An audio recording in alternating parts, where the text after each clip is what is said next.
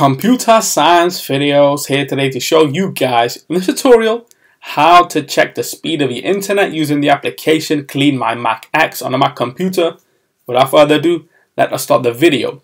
So in this tutorial, you need to have access to a Mac computer, the application CleanMyMac X, which can be purchased from the Apple Store. So we're going to go all the way down to the dock, go to the App Store, search for the application CleanMyMac X. And this should be available for download via the App Store, or we can go to the website itself and then purchase.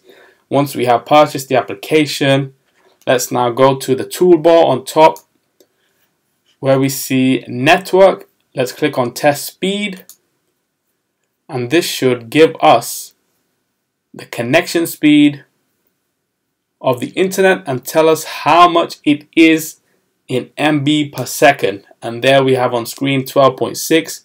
And so that's for this video. I'll see you guys in my next tutorial. Thanks for now.